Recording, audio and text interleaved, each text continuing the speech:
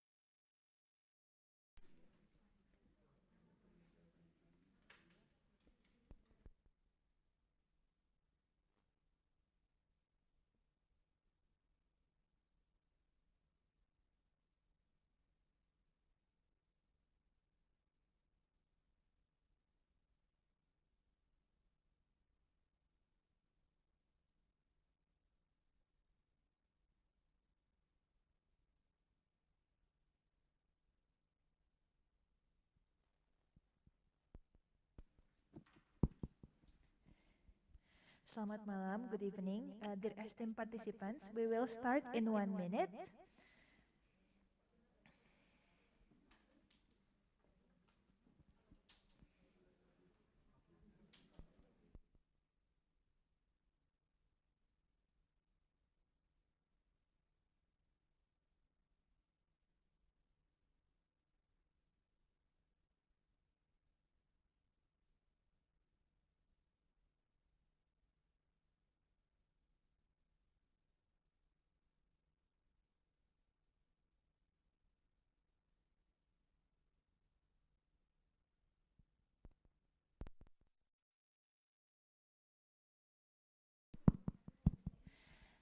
Selamat malam, good evening.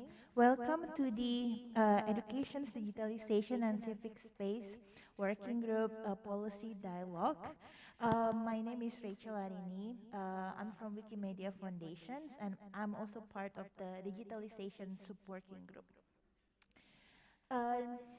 Tonight, and also maybe some of your morning, we will have 1.5 hour sessions to discuss about the policy brief that has been finalized by the working group, where we will present that and also seeking for responses from our esteemed responders here.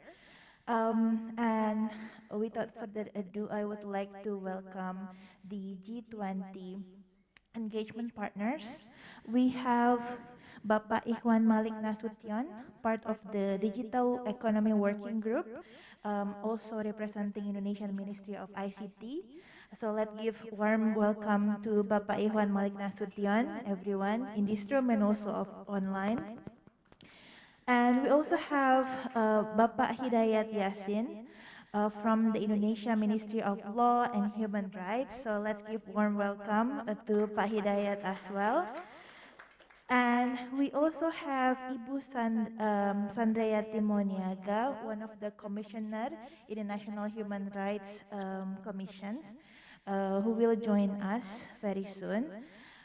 We also are honored to be able to have the EU delegations for Indonesia as well as German embassy representatives here. And of course, we have all of the members of the Education, Digitalization and Civic Space Working Group here with us today, but also online. So for participants who joins online, I really encourage you to use the chat box to introduce your name and also your affiliations. Without further ado, we will go through some house rules. So to make sure that we can use the time wisely, I really encourage you to mute your microphone when you are not talking. Also, keep your camera on if necessary. And the committee will also record this meeting for our documentation's need. We also providing translations for the meeting. However, it's only available via Zoom. So for those who are joining us on site, please be connected with the Zoom. But kindly mute your audio or use a earphone so that it won't create echo when we're talking. And then for online participants, please use raise hand and chat to optimize the dynamic meeting.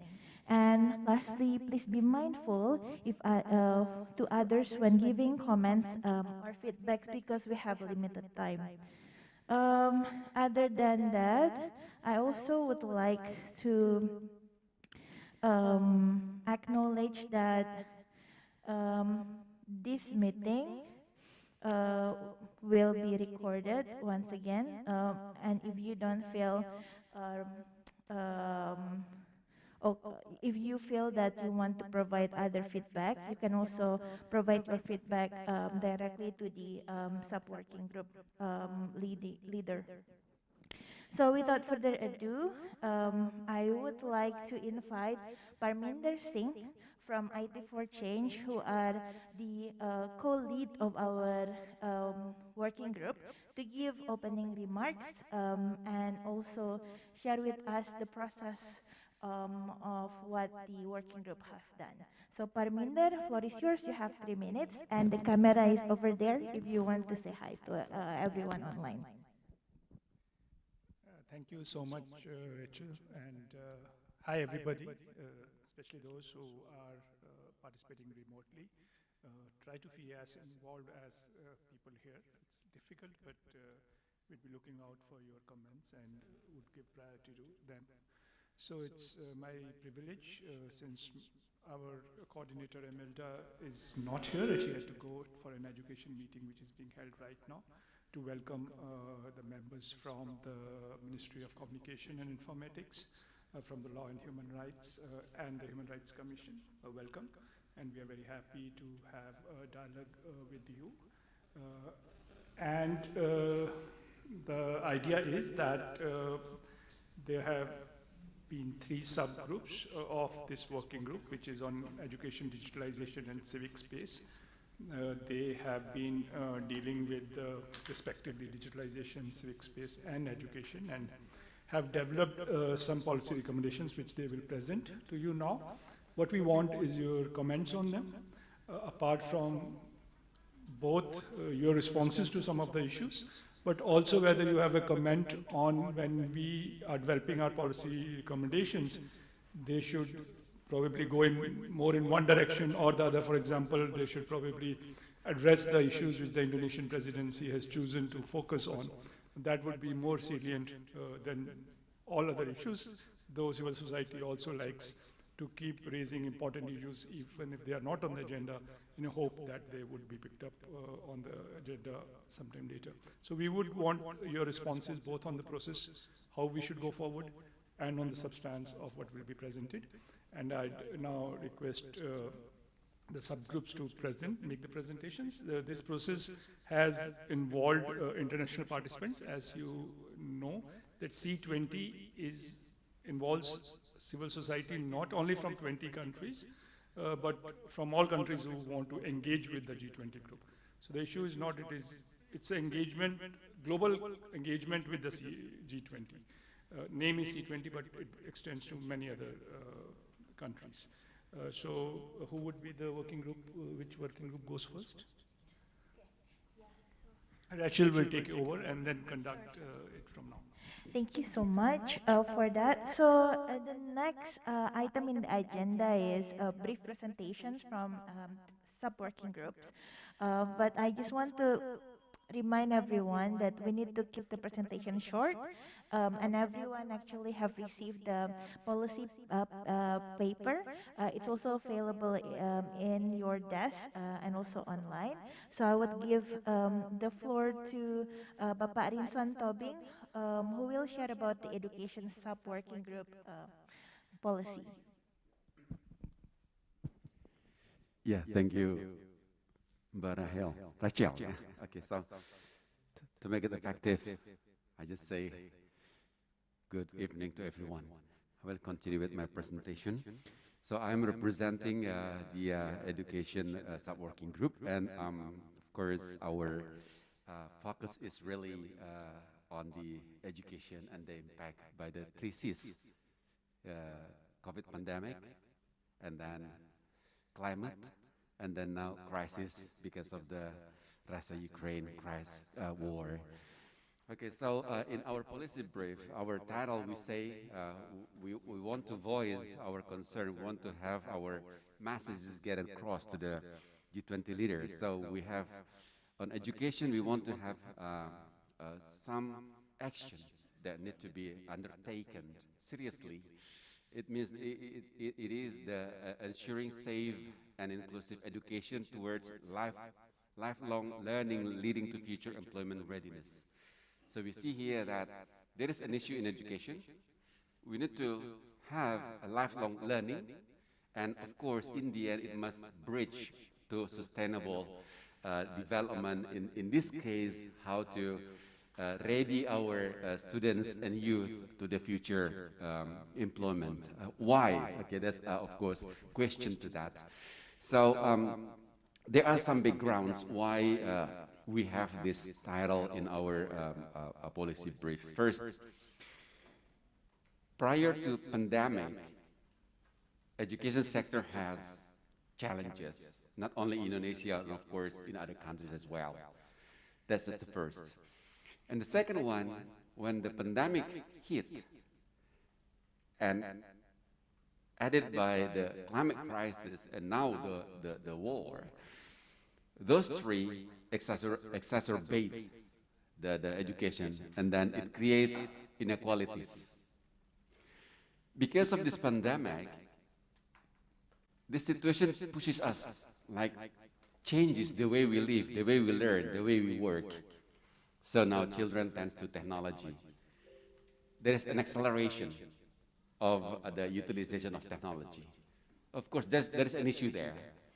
Besides because of the digital divide, but as well some, especially to children, there are some issues about the safety in the online system.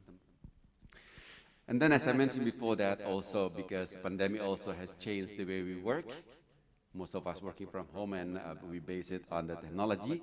So of course, we have to pay attention to this. There's a shifting in changes, if I can use the words, on the works in the future. And of course, we have to pay attention to the skill required to address those issues. And then we understand that our leaders are now focusing on recovery, post-pandemic economy.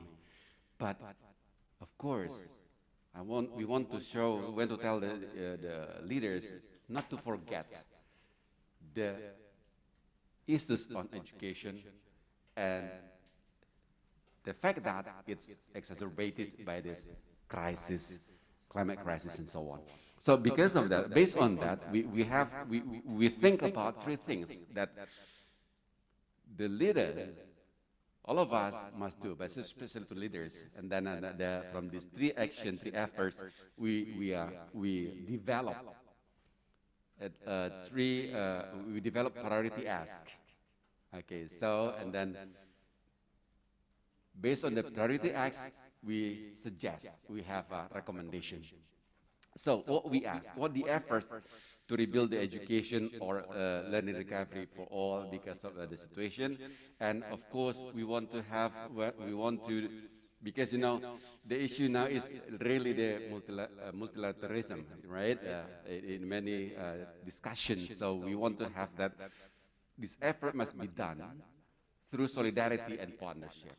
Okay, in many, if we heard Sri Mulyani, even some ministers say that multilateralism is under threat. So we want to improve that through the solidarity and partnership. We have three efforts how to ensure the safe and inclusive education. One is ensuring access to universal, inclusive, and safe quality education. The second one, bridging accessible digital technologies in education. And the third one is promoting youth empowerment for a stronger and more sustainable post-pandemic recovery. So these are the three efforts that we are trying to push that our leaders must take seriously. Okay, so from these three efforts, we build some ask and recommendation. Okay, so for access to universal and inclusive, safe, quality education, we have actually three asks. Okay, you can see in the document. But of course, we want the leaders to provide access to free, safe, and inclusive quality education for all. No one left behind, that's the message, right? So even in Indonesia, in other countries as well, there are a lot of disparities. Okay, the capacity, the technology divide, and then the geographical conditions, and the economic capacity to access this technology. So to ensure that no one left behind, we have to have probably what we call as an universal and inclusive and safe quality education. Even they live in the village, in rural areas, somewhere around somewhere in in the globe, for example, the children, the students must have the similar or quality education. So the second one, increase the guarantee education financing. So this is also an issue, okay? Because of this pandemic, there is a capacity decrease, let's say we call that way. In the policy dialogue meeting before, we heard that almost 300 million people will fall to the poverty just in 3 months because of the war. So we can imagine more and more children must have challenges to access the education. And of course, teachers must also be paid attention to. And the third one, we ensure the coordinated work between authorities, families, communities are stronger for better holistic education of every child. Of course, children, oh, sorry, children are, of course, living in an ecosystem. So everyone, every parties in the ecosystem must work together to ensure that children have, what is that, the quality education. Okay, so and the next one probably you can see there, but of course we want to ensure that digital and non-digital education technologies in education must be addressed. And the next one is the youth empowerment for stronger post-pandemic recovery. We need to pay attention to that. They need certain skills to deal with the future work. Okay, so probably that's only the trigger and as introduction. Of course, we can discuss more. Thank you. That's from education. Thank you so much, Parinsan. Next, we have Alia Yofira, who will present about the key asks and recommendations from the Digitalization Sub-Working Group. You have 7 minutes, Alia.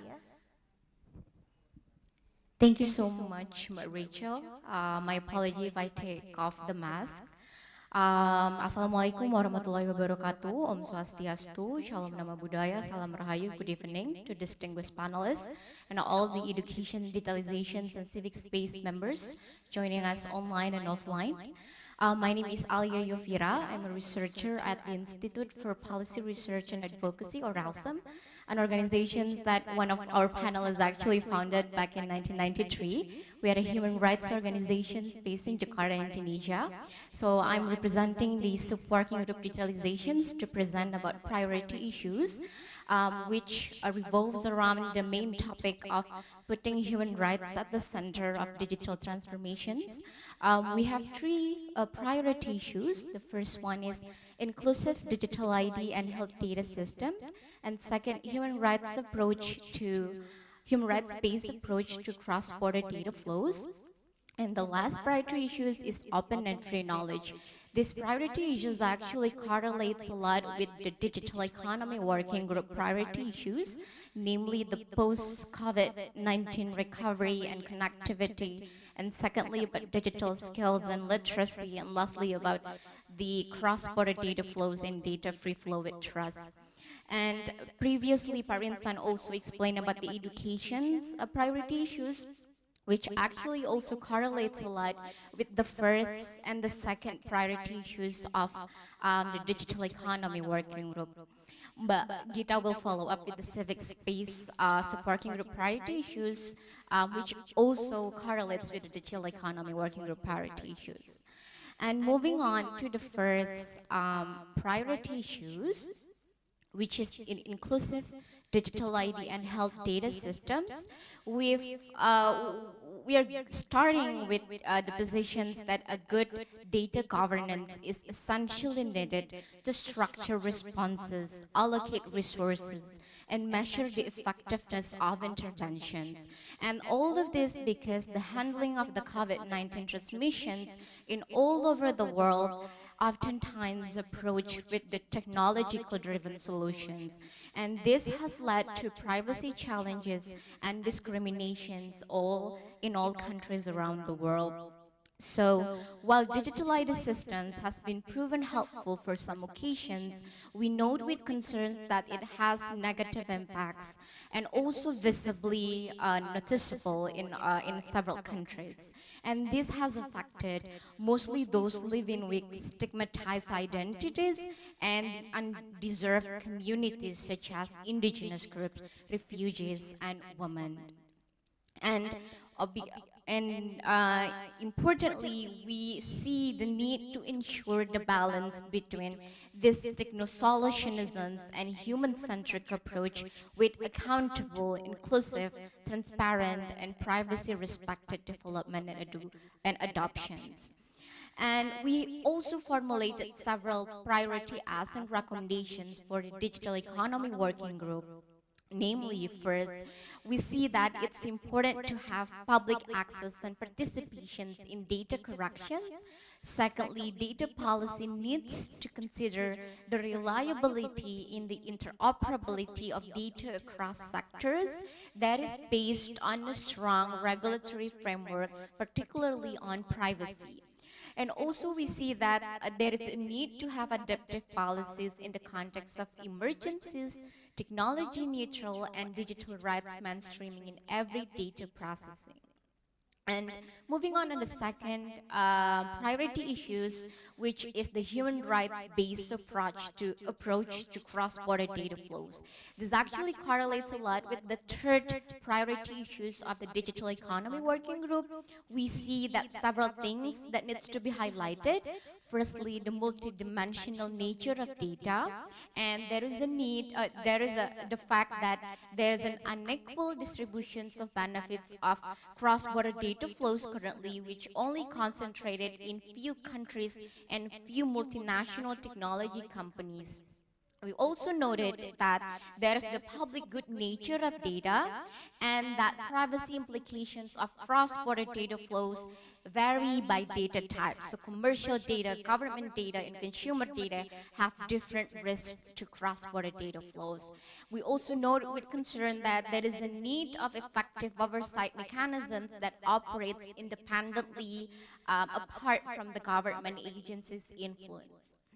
We put forward several priority and recommendations. The first is to address the inequality of benefits distributions of cross-border data flows by supporting the capacity of developing countries to develop the policy framework, and also integrating a human rights-based approach to cross-border data flows.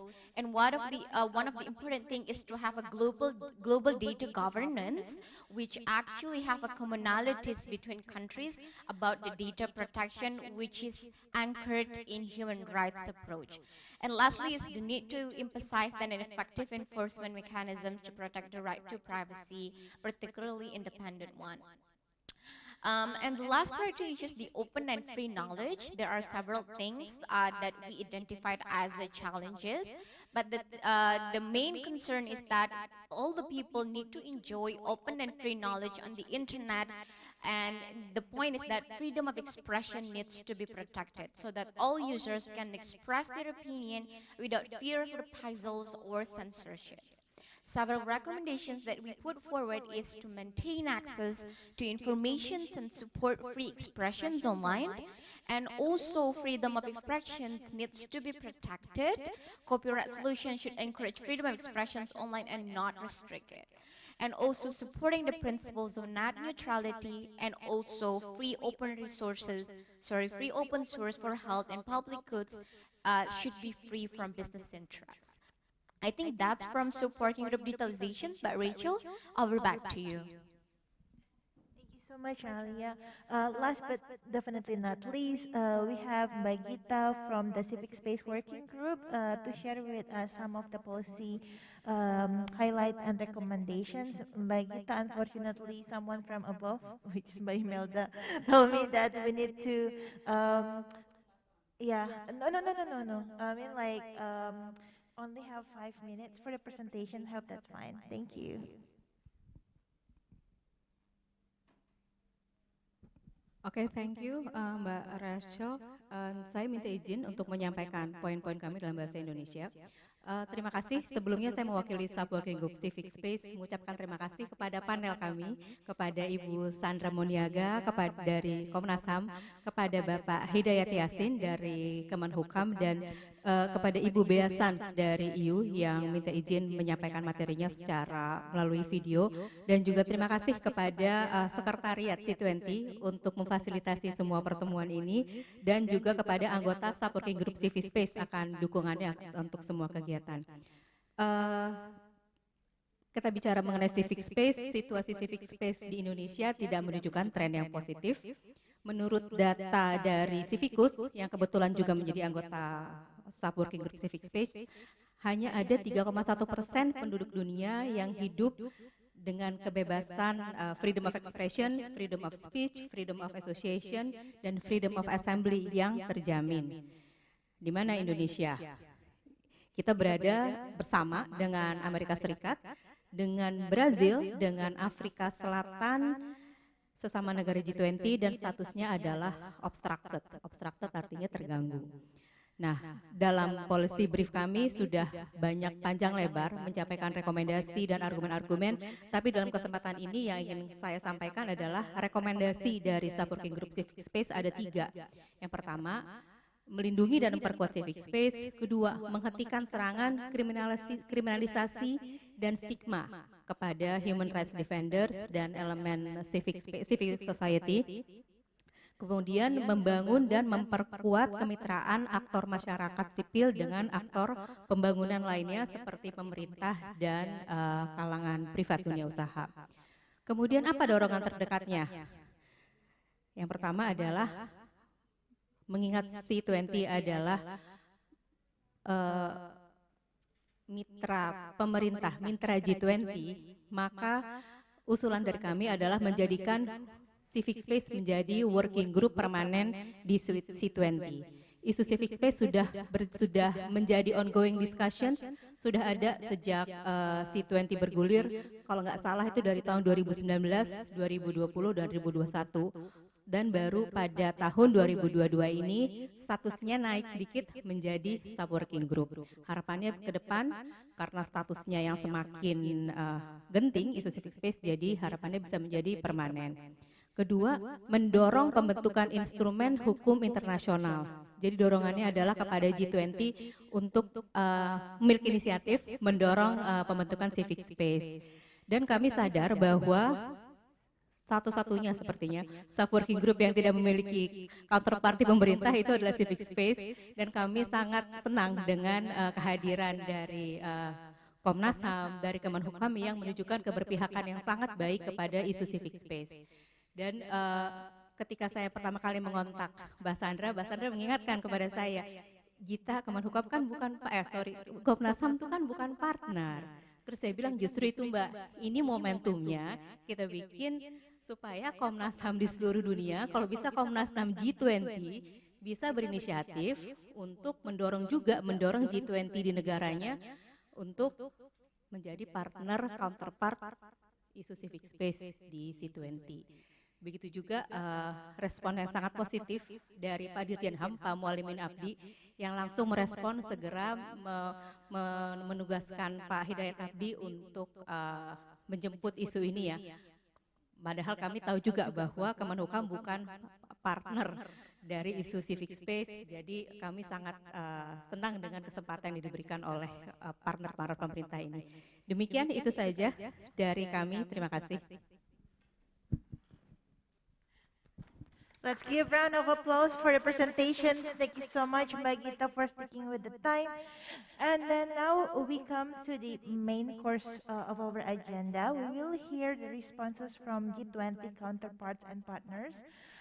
First of all, I would like to request Bapak Ikhwan Malik Nasution, who are representing the Digital Economy Working Group of G20, and also Indonesian Ministry of ICT, to provide his response, insight, and perhaps ideas on how we can follow up our conversations. Pak Ikhwan Malik Nasution, the floor is yours.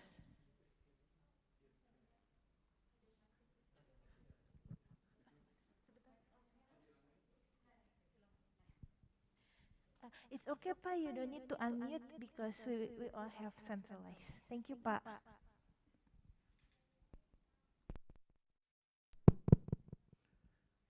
Good evening, Ibu Rachel and colleague, the participant of this dialogue.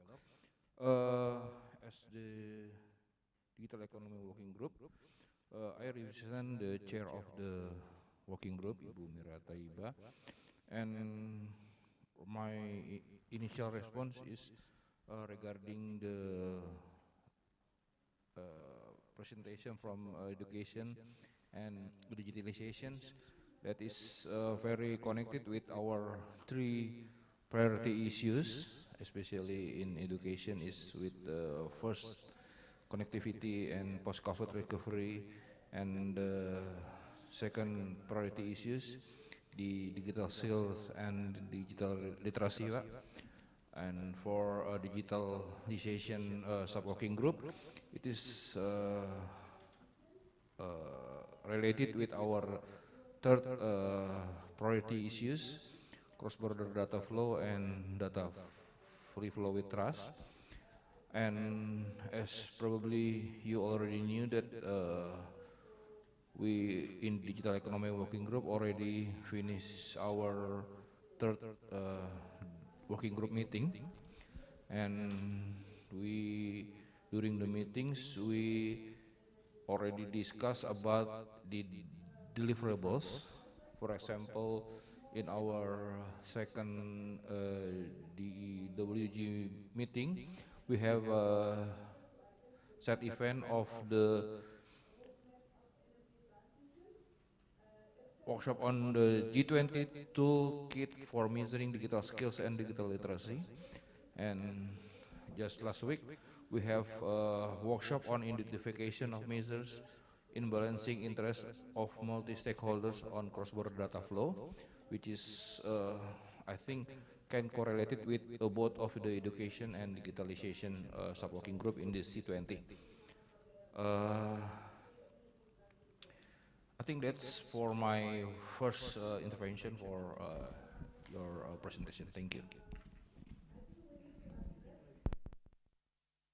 What was the last thing, sir, you said about that multi-stakeholder thing on data flows? Can you repeat it? Sure. We have side session during our third digital economy working group meetings. Is a workshop on the identification of measures in balancing interests of multi-stakeholders on cross-border data flow.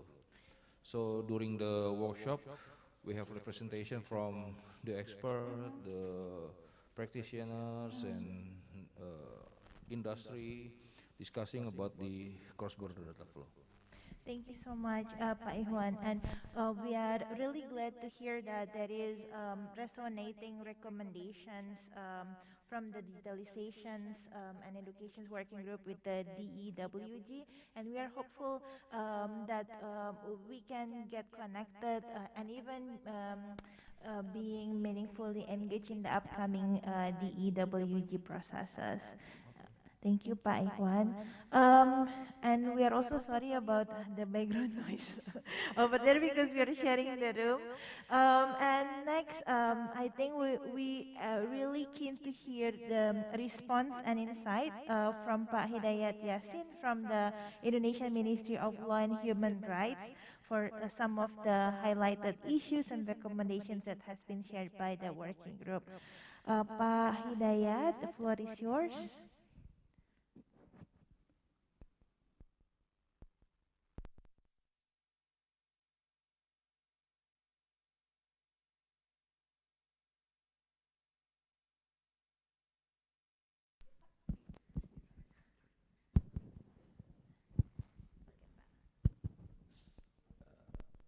Saya khusus untuk menjawab civic space atau bagaimana? Oke, baik. Ada elemen lain yang mau dijawab dari education dan digitalisasi karena ada aspek HAM-nya juga dipersilakan Pak. Baik, terima kasih. Izinkan saya berbahasa Indonesia berkaitan dengan hak asasi manusia sebagaimana kita ketahui di Konstitusi 28I bahwa perlindungan pemajuan HAM adalah tanggung jawab pemerintah. Nah, makanya berkaitan dengan hal-hal yang berkaitan dengan civic space, digitalization, informasi dan lain sebagainya itu sangat berkaitan dengan tanggung jawab negara untuk pemenuhannya. Nah, berkaitan dengan saya juga pertama berkaitan dengan Bu Gita, memang salah satu yang menjadi rekomendasi adalah human right defenders kita sama-sama tahu bahwa human rights defenders ada 3 sebenarnya tujuan daripada human rights defenders, yaitu perlindungan hukum, jaminan aktivitas, juga di dalamnya berkaitan dengan pengakuan pada pembela HAM, human rights defenders. Nah, di konstitusi kita, in our konstitusi ya, itu sudah jelas disebutkan bahwa perlindungan bagi human rights defenders ada di 28C Undang-Undang Dasar, di mana disebutkan setiap orang berhak untuk memajukan dirinya dan memperjuangkan haknya secara kolektif untuk membangun masyarakat dan bangsa dan negara. Begitu juga di pasal 100, Bapak Ibu sekalian, setiap orang, kelompok organisasi politik, organisasi masyarakat, lembaga swadaya masyarakat atau lembaga kemasyarakatan lainnya berhak berpartisipasi dalam perlindungan dan pemajuan HAM. Nah, di sini Bapak Ibu sekalian, saya juga tadi sempat berbicara dengan Ibu Sandra bahwa pada tahun depan itu adalah prioritas untuk perubahan Undang-Undang 39 tahun 99. Mudah-mudahan dari masukan termasuk civic space ini termasuk human rights defenders juga merupakan sebuah nanti masukan terkait dengan human rights defenders ke depannya untuk kajian perubahan Undang-Undang 3999 tentang human rights. Nah, Bapak Ibu sekalian, di sini Bapak Ibu sekalian, kita juga sangat mengapresiasi kegiatan ini. Mudah-mudahan nanti yang berkaitan, baik itu yang berkaitan dengan edukasi ya, edukasi inklusi dan lain sebagainya akan menjadi masukan yang berarti dalam forum ini bagi kementerian kita khususnya untuk pemajuan hak asasi manusia. Mungkin itu saja pada prinsipnya kami sangat mengapresiasi. Kita sudah selalu membuka ruang diskusi kepada organisasi masyarakat sipil, terutama yang terakhir belakangan ini yang berkaitan dengan inklusi disabilitas ya. Undang-Undang 8 2016 kita sangat terbuka, termasuk dalam pembuatan Undang-Undang 8 nomor 2016, termasuk peraturan pemerintahnya juga kita selalu berkolaborasi dengan organisasi penyandang disabilitas, termasuk kita juga mengawal tinggal satu kalau berbicara disabilitas terkait dengan PP konsesi yang sampai saat ini belum selesai. Mungkin itu di awal saja sebagai diskusi kita. Pada prinsipnya Kementerian Hukum dan HAM sangat terbuka terkait dengan civic space, termasuk juga nanti ke depannya kalau ada juga yang berkaitan RKUHP dan lain sebagainya juga kita sangat terbuka. Mungkin itu saja dari saya. Terima kasih. Assalamualaikum warahmatullahi wabarakatuh. Waalaikumsalam warahmatullahi wabarakatuh. Thank you so much, Pak Hidayat. I know that this won't be the last time we can having conversations with the Ministry of Human Rights and Law, and hopefully after this discussion we can have another meetings with them to follow up the discussions. And we also have one of the commissioner of the National Commissions on Human Rights, Ibu Sandrayati Muniaga is here. I also would like to echo Mbak Gita's appreciations to have Ibu Sandra here, because this is actually an opening to also engage national human rights institutions within the G20 country.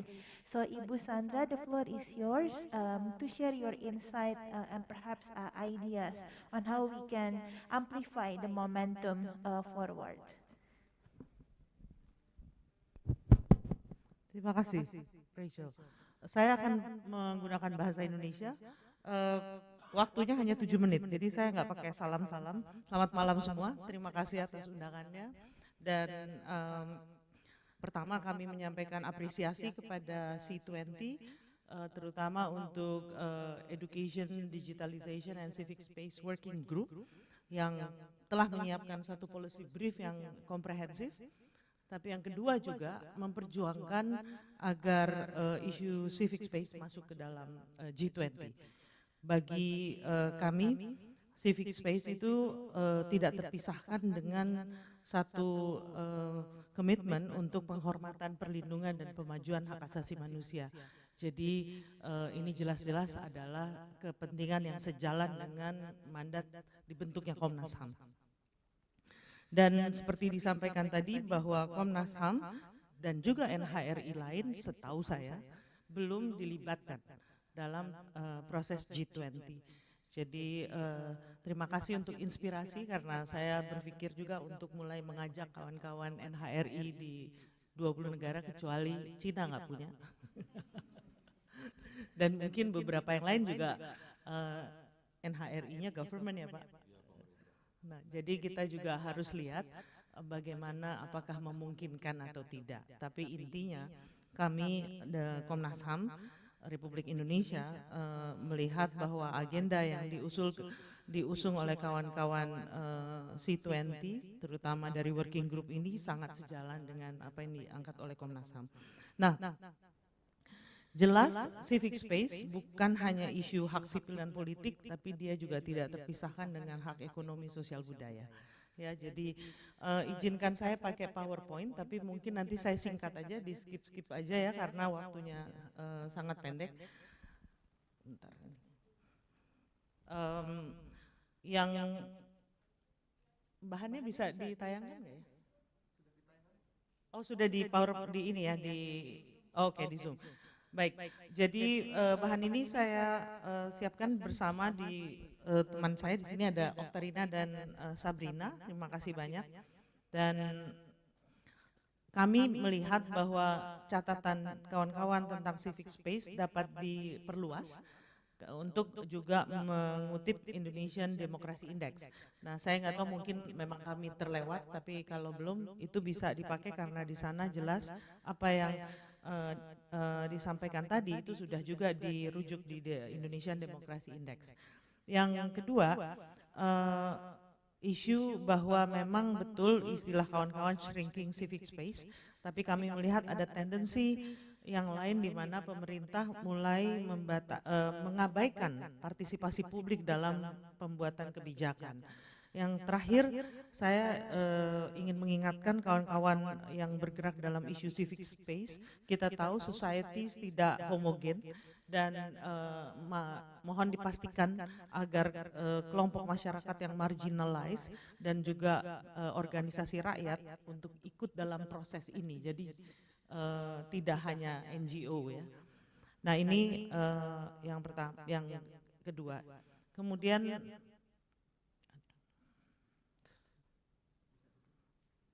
oke, ya.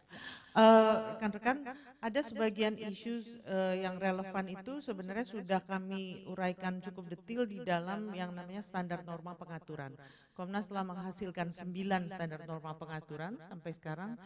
4 diantaranya sangat terkait erat dengan isu civic space. Ada tentang kebebasan berkumpul dan berorganisasi, tentang kebebasan berpendapat dan berekspresi, kemudian juga tentang kebebasan beragama dan berkeyakinan, dan juga tentang pembela HAM. Jadi itu sudah ada ya. Nah, terkait dengan COVID, Komnas juga telah melakukan satu kajian terkait dengan tata kelola COVID. Di situ teman-teman juga bisa melihat bahwa ada beberapa prinsip tentang partisipasi publik dan lain-lain itu memang belum sepenuhnya diakomodir. Kita tahu ada perbaikan ya Bapak-Bapak beberapa waktu terakhir. Tapi intinya di situ ada, dan teman-teman bisa lihat ada isu akses pada informasi di awal ya. Kemudian juga soal data-data yang kurang up to date ya ketika di bagian awal. Tapi kita mengakui juga bahwa pemerintah terutama Menkominfo ya telah mengembangkan aplikasi Peduli Lindungi yang kemudian dapat membantu kita juga untuk mendetek.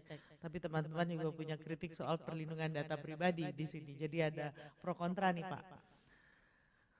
Yang lain adalah soal stigma terhadap korban, keluarga, pekerja tenaga medis dan juga relawan. Ya, ini hal-hal ini juga masih berkembang. Teman-teman bisa baca di laporan Komnas HAM. Namun di sini pemerintah juga mengupayakan adanya pendidikan kepada publik tentang penghapusan diskriminasi dan stigma yang berkembang. Saya ingat soal cost dan tenaga medis itu juga dibantu agar bisa mendapatkan tempat yang layak dan sebagaimana mestinya. Yang lain adalah soal hoax yang berkembang. Jadi ini juga kita tahu ketika soal vaksin, soal penolakan vaksin dan lain-lain masih terjadi, tapi macam-macam beritanya. Dan saya rasa ini plus minus juga. Mudah-mudahan ini semua bisa diselesaikan dengan kejelasan informasi yang benar. Jangan juga kita harus 100% percaya pada informasi yang bersumber pada satu pihak saja. Nah, tantangannya juga ada. Nah, yang kedua, isu kedua adalah engaging dalam dialog. Nah, ini yang kami tekankan tadi bahwa proses partisipasi itu semakin berkurang akhir-akhir ini. Kita tahu beberapa peraturan perundangan tidak disusun dengan melibatkan masyarakat secara sepenuh, termasuk sekarang RKUHP juga ya. Dan mudah-mudahan ke depan bisa ada perbaikan. Kita masih punya undang-undang yang mengakui hak masyarakat untuk berpartisipasi, tapi ini memang harus terus diperbaiki, dikembalikan sebagaimana mestinya. Dan ada beberapa hal lain bisa dilihat di PowerPoint yang telah disiapkan. Nah, catatan kami untuk rekomendasi. Kelihatannya kalau dari dokumen yang ada belum ada rekomendasi untuk melibatkan NHRI. Ya, saya rasa melihat bahwa kita memiliki agenda yang sama dan NHRI terikat juga pada Paris Principles, tidak ada salahnya teman-teman dari civil society melihat kemitraan strategis dengan NHRI untuk ikut mendorong agar civic space itu dihambat penurunannya dan dikembalikan agar dia bisa bermakna penuh. Ya. Dan di sini kita bisa mengembangkan beberapa kebijakan tentunya, apakah di Indonesia maupun di negara G20 yang lain, dan juga mendorong pengembangan kelembagaan, terutama terkait dengan perlindungan pembela HAM. Betul memang peraturan perundangan masih kurang, tapi di beberapa negara dia tidak mesti juga ada peraturan perundangan khusus ya Pak ya. Dan yang paling penting adalah pengembangan rencana kerja nasional. Jadi bagaimana negara betul-betul mengembangkan rencana kerja untuk perlindungan pembela HAM. Dan yang terakhir tentunya adalah bagaimana kita bisa bersama-sama bergerak memastikan agar budaya yang berkembang di masyarakat itu betul-betul menghormati hak asasi manusia.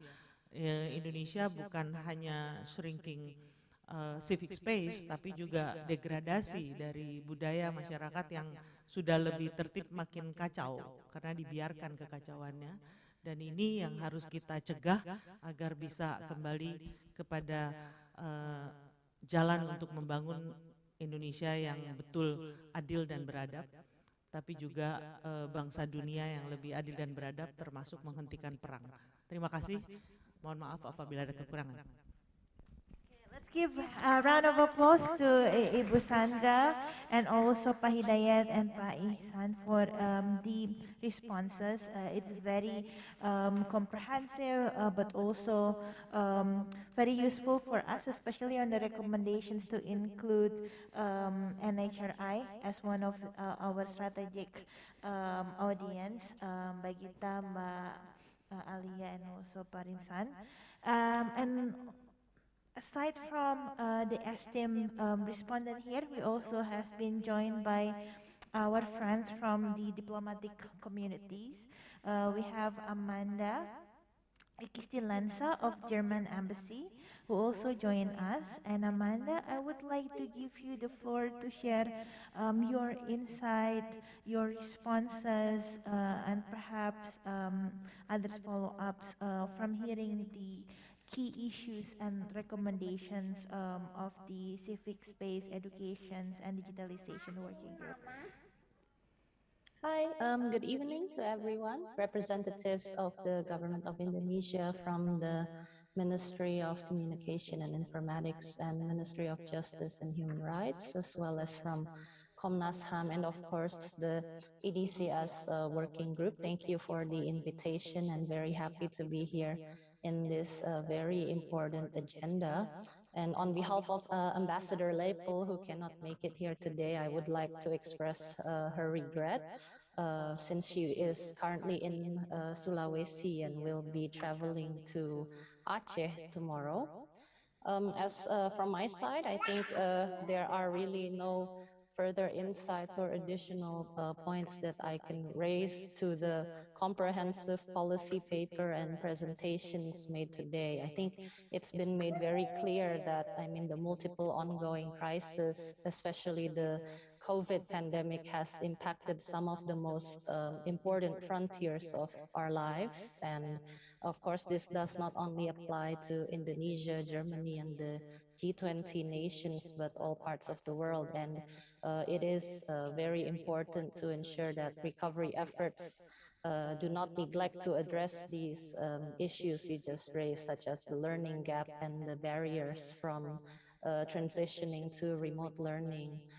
As seen in many countries, but especially Indonesia with its unique challenges. And I think rapid digitalization is another issue that you raised. And while technology presents opportunities to expand civic participation, I think we understand that this is not always the case. And inequality, exclusion of marginalized groups, and repression of freedom of expression in the digital sphere is also something that unfortunately we observe globally. And I mean, we see signs of democratic regressions in the form of circulating hate speech and disinformation. And for Germany, it is our firm belief that cyber regulation should work towards guaranteeing the citizens' freedom and rights, as well as the protection of their data and privacy along the lines of the European GDPR.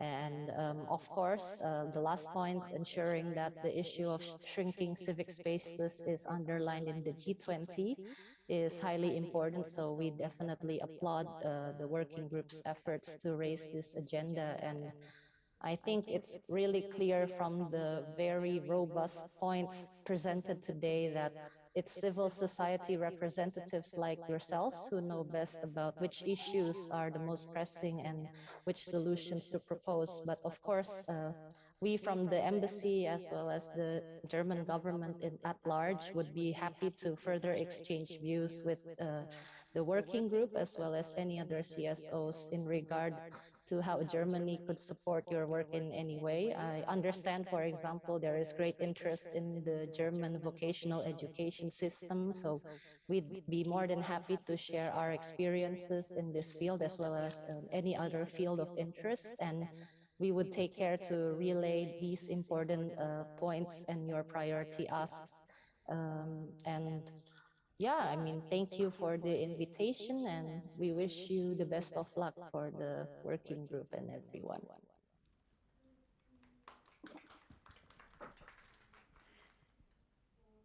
Thank you so much, Ibu Amanda Kistilansa, for the further insight and also responses.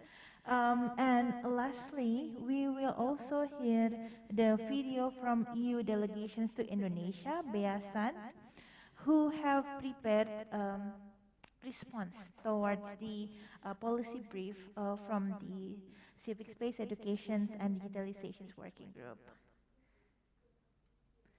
Shall we see the video right now? Okay, thank you. Selamat pagi, good morning, and thank you for giving me this opportunity to share with you some thoughts regarding the way the EU is addressing the question of the civic space in Asia. Let me share my screen. So let me start with, and I'm sure that other speakers have already referred to this, this is from Civicus report 2021, and as you can see, the title was People Power Under Attack. So I think that this shows the reality of a shrinking space worldwide. And as you can see from the number, from the color of the countries, there are very few countries that are still in yellow, let alone in green. But what I think is interesting to note also is that, and that's why the title is quite relevant, is that despite those restrictions, and let me very briefly share with you some of those restrictions. Some of them have been like persistent already for quite some time. Some of them are new and especially have been sort of like accelerated since the outbreak of the COVID pandemic, especially the cases of internet shutdowns and cyber surveillance, new barriers to information, etc. So we're seeing, on the one hand, all those restrictions being applied, but on the other hand, and this is what some researchers are saying, is that the space is not closing for everyone at the same time. So that there's there has to be a nuanced way of looking into the civic space, and that while this is true, all those restrictions apply. There are also a number of positive trends and opportunities which, if they're properly tapped into, they could become entry points for the EU and for other donors who are trying to address the civic space. And let me very briefly share with you some of those opportunities. This is quite an interesting study about global civil society in the shadow of coronavirus, which I think shows that paradox, more people coming together and all those opportunities that you can see some of them before here, and at the same time those attempts to further restrict or the space for civil society organizations to operate. So COVID has also has acted as a catalyst for civic engagement in Asia and worldwide, where organizations, people are coming together to be able to address especially the needs of the most vulnerable, populations affected by COVID. Youth and social movements across the world, social unrest, but also new ways of expressing and people taking the streets and showing their discontent vis-a-vis public policies, a number of positive legal reforms, also the question of decentralization as a way of opening up spaces of engagement at local level, enhanced collective voice of civil society coming together, bypassing individual interest and coming together as a force, some self-regulation initiatives, and the growth of social enterprises, a new force also within the civic space, and the philanthropy and impact investment rising in a number of countries. So I think those are very important opportunities that we need to look into when addressing the question of the civic space. So the EU. The EU since 2012, when that communication, which was the new policy, was issued about the engagement of the EU with civil society organizations, has been placing a very strong emphasis on the question of the enabling environment and the civic space. And that communication marked a before and afterwards when it comes to the EU way of working with civil society organizations, and an effort to, for some it's even a paradigm shift, a way of trying to bypass a sort of a project approach and to develop through the roadmaps for engagement with civil society organizations a more comprehensive way of engaging with civil society and of addressing as one of the top priorities the question of enabling environment. In the past years, we're also seeing changes in the way the EU is addressing that question of the civic space, and in the way the type of EU support to a sort of a threefold way of trying to preserve the space, trying to amplify the space wherever it's possible, and trying to assist organizations, civil society organizations, adapt and cope, and in their coping mechanisms, because many of those trends are structural and they're here to stay. So the EU is, when it comes to the, as you can see here, the what, the with whom, and the how, the EU is closely monitoring the civic space, when possible engaging with the authorities in the work on the legal and institutional environment, supporting social accountability efforts, particularly at local level, supporting also the question of civil society sustainability. Those are sort of new things that the EU is doing to try to adapt to those changes we were referring to, working with a wide spectrum of organizations, and even with what are not the usual suspects, to try to engage and to enlarge, as we were saying, the 10 from coalitions to grassroots organizations, and a lot of a big emphasis is placed also on the youth and on women, and how they are doing it, deepening the collective efforts as the Team Europe, developing often in many countries because of that dual reality, a twin approach, trying to work with authorities wherever it's possible, also in areas of constructive engagement, while at the same time continuing supporting human rights defenders and organizations which are at risk. using available entry points, shifting towards a more structured dialogue with civil society organizations, and using different mechanisms like funding mechanisms to be able to reach out even to those organizations who are usually not like in the radar. Let me stop here and thank you very much for this opportunity to share with you some of those thoughts on how the EU is addressing the question of the civic space. Thank you very much. Okay, thank you. So we are about to end our meetings, but actually we still have time to get responses from participants in the room and also online participants to share like their further insight of the policy recommendations and highlighted issues. But before that, I also would like to let you know that Alia will be excused from this meeting at 9 p.m. for attending other meetings. But with that, I actually would like to give the floor to anyone who share further insight, updates, questions. Yes, Parminder. And then for friends online, if you want to share your thoughts, feel free to raise your hand so that we can allow you to unmute your microphone. So Parminder Singh.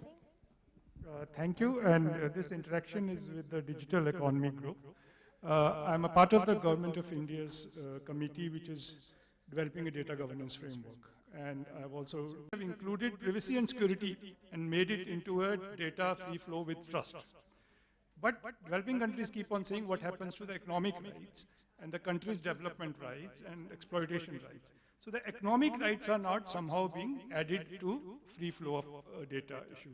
So some of us have been working on how we can have cross-border data flows with social political rights, but also economic and right to development and country rights to development of their own resources to be together put into this framework.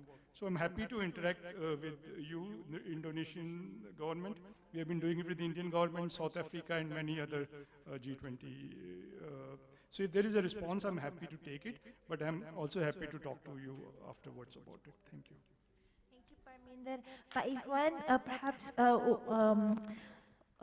let's on hold before you provide response to that, because we have participants who would like to share his insight. So Ahmad Khan, feel free to share your thought.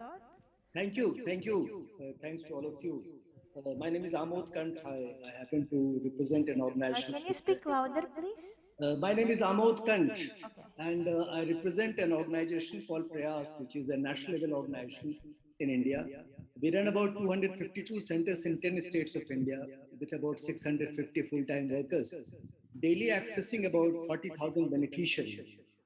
We also happen to be the member coordinator of Niti Aayog. Niti Aayog is India's think tank of the government, headed by Prime Minister of India.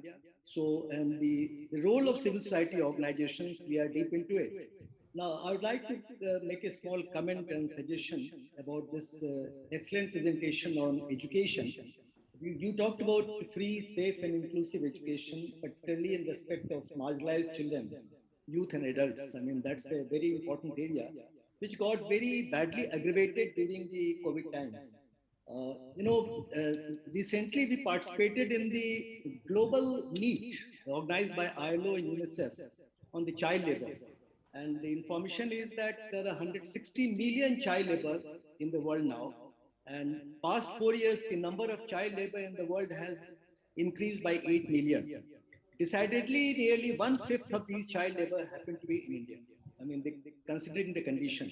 All of them lost out completely. I mean, most of these child labor could not really join the process of education because in any case, they were marginalized, they were not into education. In India, we are in the midst of something called National Education Policy.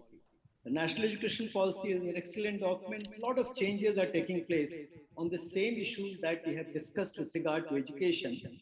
But there is information that nearly 32 million children are out of school in India. They are in any case out of school. And the tendency is that the marginalized children or the working children or the homeless children who are in huge numbers, they tend to get out of school. these children could not have access to any kind of education. That's a big issue. And we are trying to create a situation where these children, that is 160 million across the world, who are child labor. And this is very important in the context of two global commitments. That is Sustainable Development Goals 8.7, which promises to make the world child labor free by 2025 or 2030. I'm sure that G20 will have to do lot about it. That how are we in a position to make the world child labor free when 160 million children happen to be child labor, all of them being outside the scope of education. And of course, Ahmad, sorry, for the education. interest of time, can you please make your point short? I'm only trying to say that the participation of the civil society organizations is absolutely essential when we talk about these large number of children who happen to be out of a school system, because they did not have access to technology. There is a big digital divide also. So the role of civil society organizations could be highlighted in the context of these huge number of children who are not in the education program. That's the point I'm trying to make. And situation becoming all the graver during pandemic times when the number increased. So I made a reference to SDG 8.7 and SDG 4 in the same context. So it can be included as one of the points when we talk about education and civic space, and also the use of technology, which digitalization, which these children, these marginalized children could not access. Thank you very much. Thank you. Thank you so much, Ahmad. And I also would like to encourage all of the online participants to populate the chat to share your further insight on the policy briefs.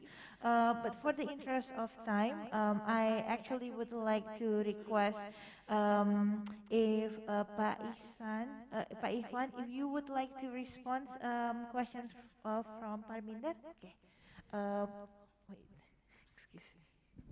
Thank you so much, Musanta. Yeah, thank you, Pak Binder. Regarding the cross-border data flow and data free flow with trust, we just started to discuss and write the ministerial statement for the digital economy ministerial meeting that will be held next month in Bali. And we realized that each G20 member states have different level of, for example, data governance and also understanding regarding the cross-border data flows, and also with the data flow with data free flow with trust. So yeah, it is basically we would like to have like as a common understanding, Pak, regarding that issue, because it is still what we call it as a sensitive issue for every countries in the G20. So we hope that we can have like a common understanding regarding to that issue, and we can have like a good ministerial statement that we will call the Bali package for the next digital economy ministerial meeting, Pak. Uh, and also in Zoom we have other member of Digital and Economy Working Group, Bapak Bre. So Pak Bre, the floor is yours to add additional responses towards questions from Parminder, but also overall on the policy brief from the Digitalizations, Educations, and Civic Space Working Group. Pak Bre, can you unmute? Okay. Yes, I have unmuted myself. So good evening. Thank you, Madam Moderator, for allowing me to speak. Pak Ikhwan, apologies for not being able to accompany you there given the medical situation I have at the moment. Good evening, good morning, and good afternoon, ladies and gentlemen, attendees of the C20 dialogue. My name is Breakout. I'm from the EDCSWG committee, along with Pak Ikhwan Nasution. So to add Pak Ikhwan's response to Pak Parminder's questions or remarks, yes, there has been some trends in discussion about data free flowing trust and cross-border data flow. Different countries, different positions, and different optics on the data free flow trust. However, at this point, we still committed to continue the discussion happen in 2019 G20 Japanese presidency on data free flow trust.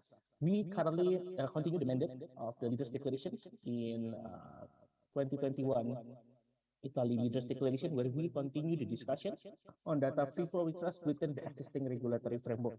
As such, I think you also may be aware that most of the discussion will have to take on the facilitating of various approaches, various ways of implementing data free flowing trust.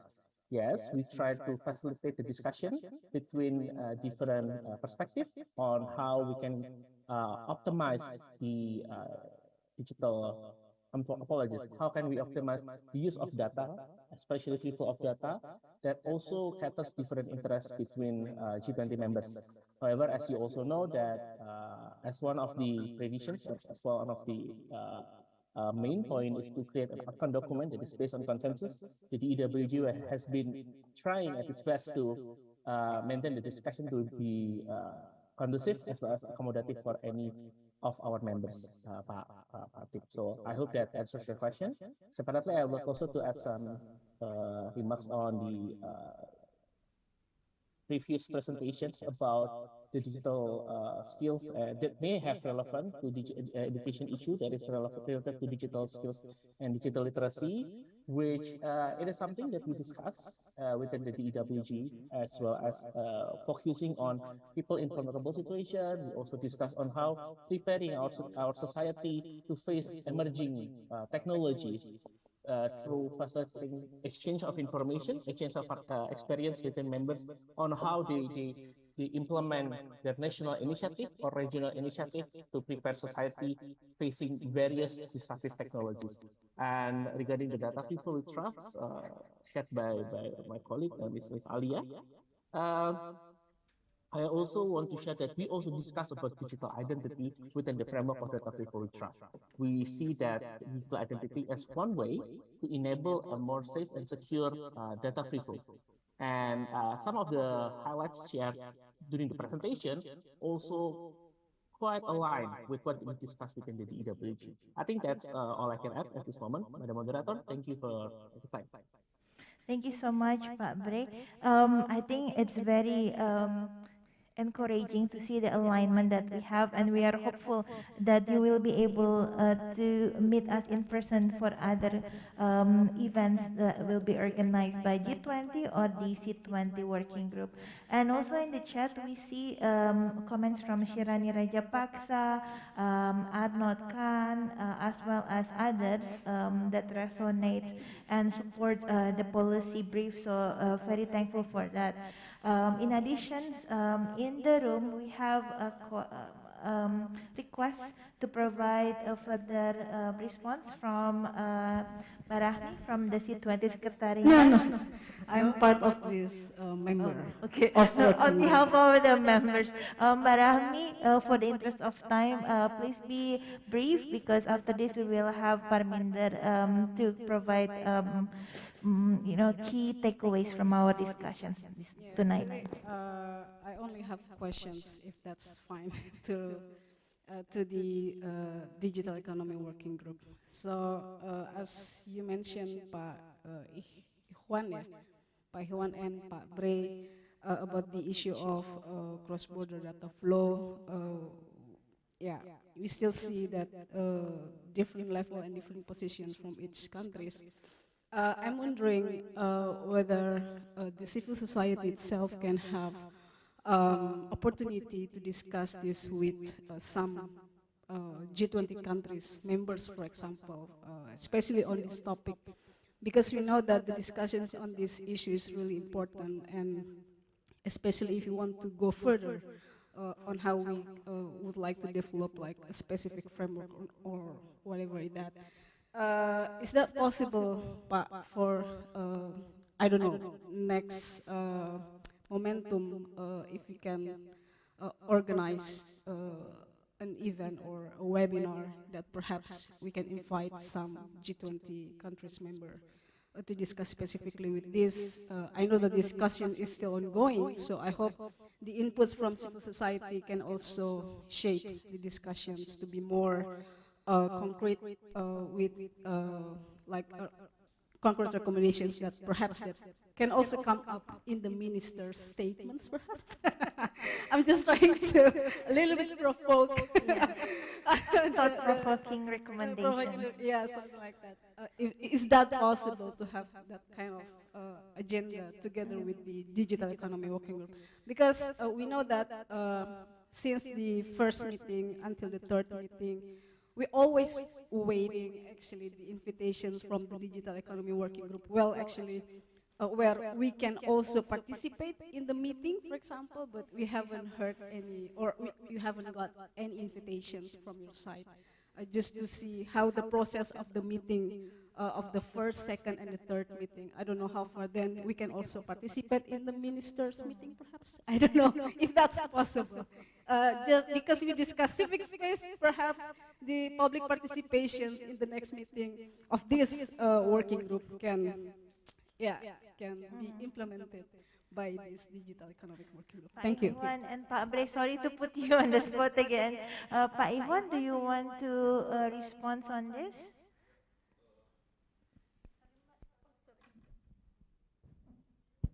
Regarding the opportunity to discuss, I think it is possible, but to attend the meeting, I don't think it will be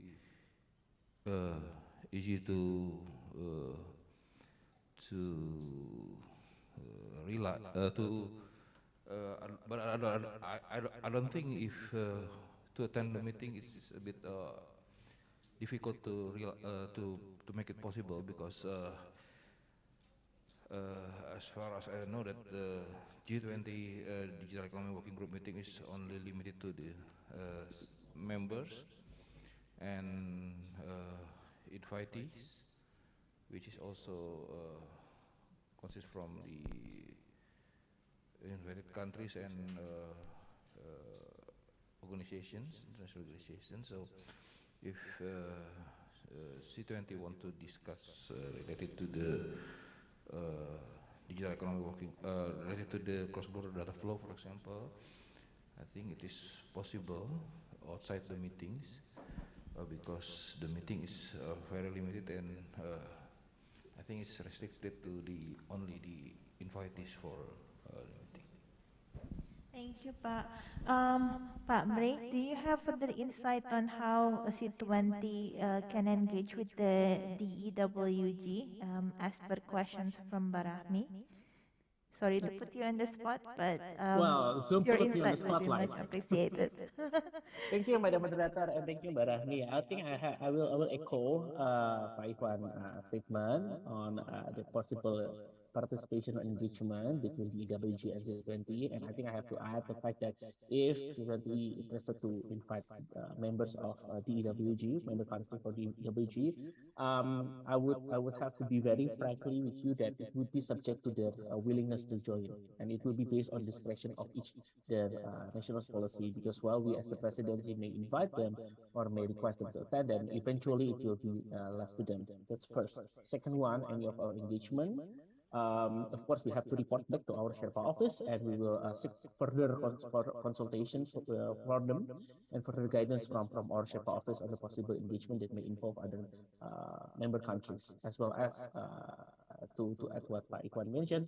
I think to invite C20 to the ministerial meeting would be very quite challenging, especially the arrangement will have to be in coordination with our Sherpa office. I think that I will pause that. Thank you. Thank you, Pabre. Okay, so we are down to our last agenda item for tonight or this morning for some of you who join us from Latin America and the US. Our last agenda for tonight is hearing the synthesis of our discussions as well as closing remark from Parminder Singh, our co-chair in the Education, Civic Space and Digitalizations Working Group. So Parminder, the floor is yours.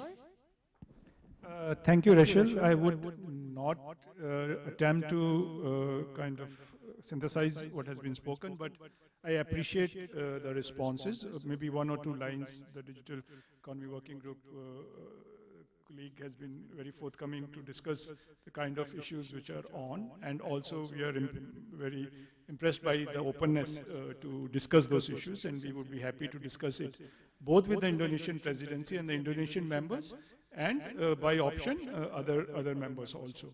So that we would like to take your invitation. And thank you for the health-related discussions. Again, very elaborate. If I try to point out, then I will be missing out things, so I will not point out to them.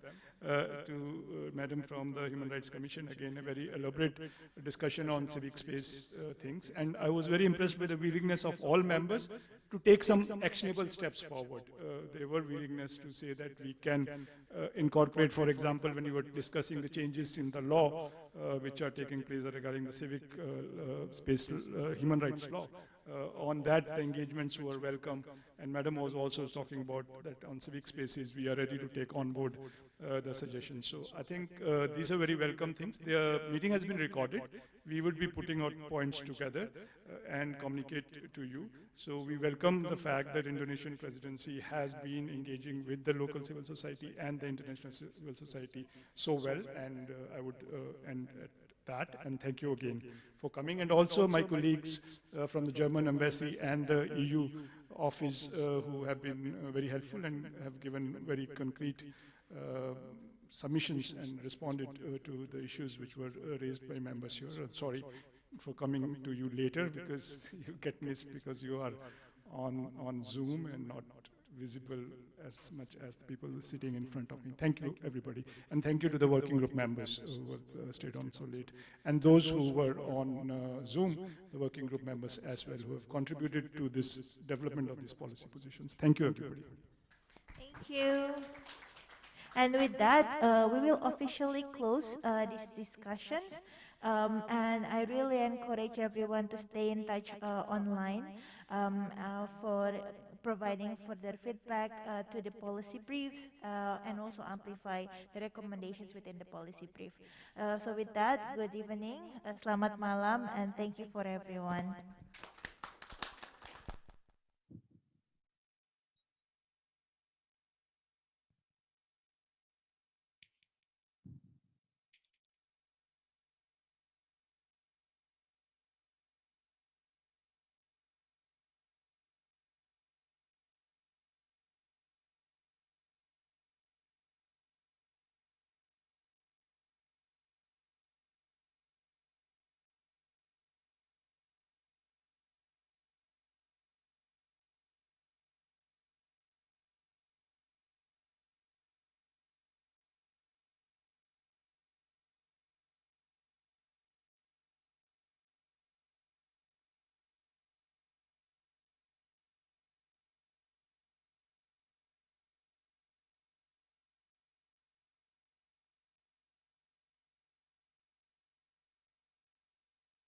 Recording stopped.